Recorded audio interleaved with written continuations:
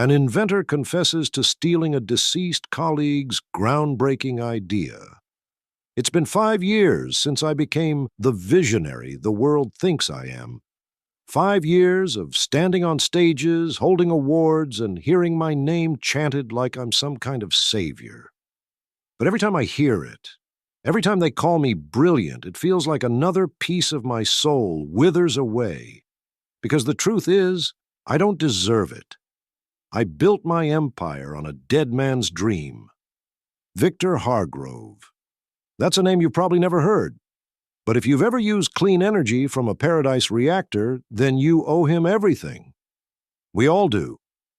Victor was relentless, eccentric, a little unhinged, maybe. But he was also a genius. When I started working under him, I was hungry. Hungry to learn, to prove myself, to make something of my life. I wasn't like Victor. He didn't care about recognition or fortune. He was driven by this single, blinding purpose: to save the world. I admired him for that, but at the same time I couldn't help feeling bitter. Like, how could he not want more? The world should have been shouting his name from every rooftop, and deep down, I wanted that for myself. The night Victor died is seared into my memory like a scar that won't heal. He was so close to finishing his design, the reactor that would create limitless, clean energy. I knew it, and he knew it, but Victor, he had this habit of pushing boundaries. That night, he stayed late in the lab, tinkering with the cooling system. I knew there was a flaw. I'd seen it earlier that day, but I was tired, frustrated, and honestly, I didn't think he'd be reckless enough to test it alone. When the explosion happened, I was at home, half asleep. The sound wasn't what woke me. It was the vibration. My phone lit up with a notification: lab emergency, reactor failure. I raced back, but it was too late. The place was in ruins, and Victor was gone. I should have stopped him. I should have told him about the flaw. But I didn't, and that's the guilt I carry every day. Taking the dream. After Victor's death, I was left alone with his work, years of notes, diagrams, equations. I was the only person who understood it well enough to continue, and I did. At first, it wasn't about stealing his dream.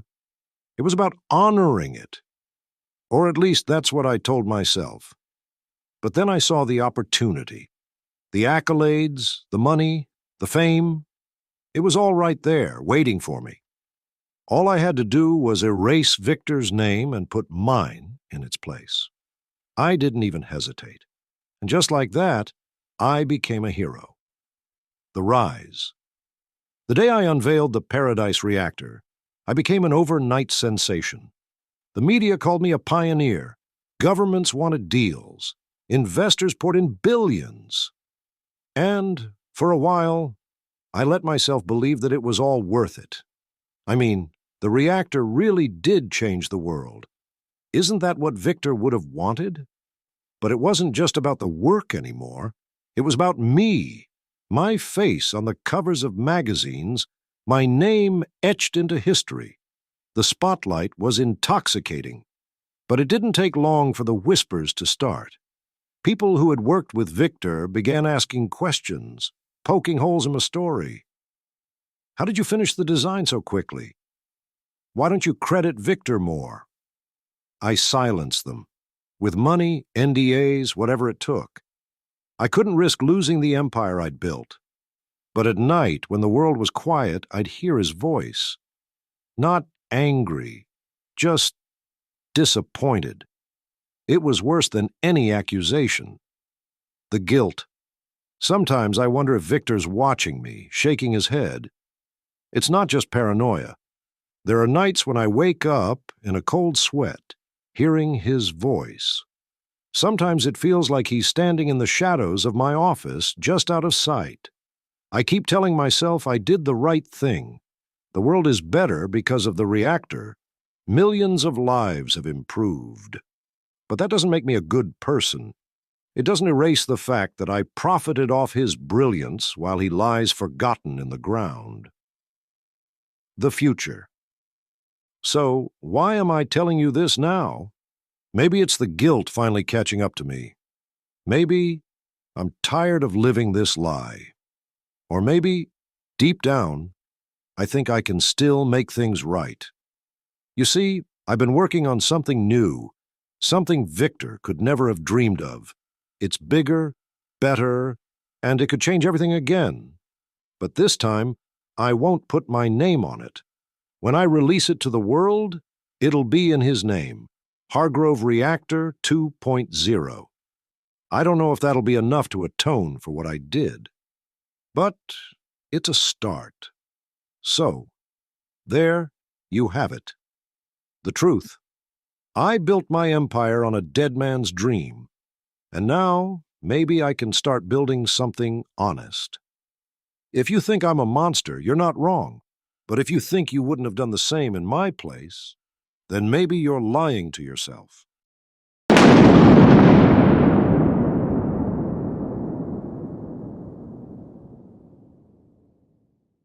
I built my empire on a dead man's dream. My father used to say you don't get to the top without stepping on a few people. He believed it was a cautionary tale. I took it as a lesson. I wanted to be remembered. Not as the man who did what he was told, who played it safe, who died broke and forgotten. I wanted to be someone the world couldn't ignore. And now I am. But not for the reasons I'd hoped. It began 5 years ago at Solus Tech, where I worked under Dr. Marcus Alden. Everyone knew his name, the genius behind the Alden neural interface, a revolutionary device that promised to connect the human mind directly to technology. No barriers and no lag. Marcus used to say, while looking at me, his hands up and gesturing like he was sculpting the future. You think it, and it's done. Marcus wasn't just brilliant. He was painfully human. Late at night, when it was just the two of us in the lab, he'd let his guard down. One night, as the hum of the prototype filled the room, he told me about his younger brother, Liam. He was 14. Marcus said, his voice low and distant. Paralyzed in a car accident. Couldn't speak. Couldn't move. If I'd had this, then... He trailed off, staring at the prototype as if, when finished, could actually rewrite the past. He could have told me what he needed. He could have talked to me. That was Marcus. Everything he did came from a deep, relentless need to fix the world, plus the impossibles that couldn't be fixed. The night of the accident, I arrived ready to work. The air in the lab felt a bit different, electric. Marcus was on edge, cooking and locked in, muttering to himself as he fine-tuned the prototype. "You've been here all day," I said, watching him adjust the cooling system. "Maybe you should call it a night." I've got it from here, he replied without looking up. His voice was taut, his movements sharp. The prototype hummed louder than ever. For a second, it pulsed out, alive, not yet leaving, still watching in anticipation. I hesitated at the door, unease crawling up my spine. "Marcus, are you sure?" Go, Elliot. He snapped. He held up his hand towards me, thumb and forefinger nearly touching. I'm this close. I left. The auto-call from our emergency system came less than an hour later. When I got to the lab, it was chaos. Emergency lights bathed the room in red, and the smell of burnt plastic and flesh hit me like a wall. Marcus was slumped over his workstation, his body fused to the prototype. The screen was still glowing, flickering faintly like a heartbeat. I froze. For a long moment, I just stared. When I finally moved, it wasn't to call for help or to break down. It was to take the prototype and leave. As I slipped it into my bag, I thought of my father, the way he'd lowered his head, and trudged through life, never daring to take more than he was given. I told myself I wasn't like him. I was better. The next few weeks were a blur. I buried myself in Marcus's notes, tweaking the design until it was ready. Every page felt like a betrayal, but I kept going. Sometimes when I used the interface myself, I thought I heard a voice, faint, like a distant echo, calling my name. But I told myself it was nothing, just the weight of too many late nights. When I unveiled the Grayson neural interface to the board, they didn't question the timing. No one questions a miracle when it's making them money. The launch was everything we'd dreamed of. The device was hailed as the greatest technological breakthrough of the century. Governments scrambled to shut it down, but it was too late. The entire world was excited, and the product was already done. The Grayson neural interface was changing lives. Wasn't that what Marcus wanted? I told myself. I told myself he'd be proud. But deep down, I knew the truth. Marcus wanted the world to change, but not like this. Not through me. At first, it was just a voice in the back of my mind, low, insistent. You weren't good enough to finish this on your own. I tried to ignore it, but then I started seeing him. In mirrors, in crowds, always just out of reach. His burnt face, his hollow eyes. It wasn't your dream to take. He said one night, standing at the foot of my bed. You'll never make it what it was supposed to be. You'll only ruin it. I stopped sleeping after that. Every shadow looked like him. Every silence carried his voice, whispering truths I didn't want to hear. I don't know why I'm recording this. Maybe it's the anniversary. 5 years to the day since I walked out of that lab. Or maybe it's because the voice won't stop, no matter how much I try to drown it out. Marcus was right. It wasn't my dream, but I took it anyway.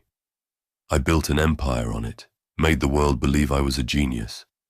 And now, the same device that made me is breaking me. Some users report seeing shadowy faces, or hands reaching toward them through their screens. Others hear Marcus's voice, whispering their thoughts, before they even think them. I wonder if they hear him too. Maybe Marcus isn't just haunting me. Maybe he's actually haunting all of us.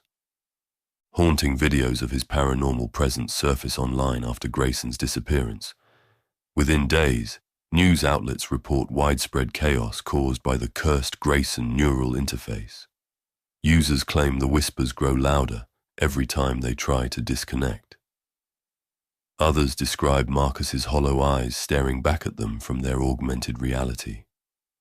Governments scrambled to shut it down, but it was too late. The damage was already done. My father used to say you don't get to the top without stepping on a few people. He never said what happens when you fall. Now I know. Some say Marcus Alden's legacy is ruined. Others believe it's finally alive, and that it's always watching.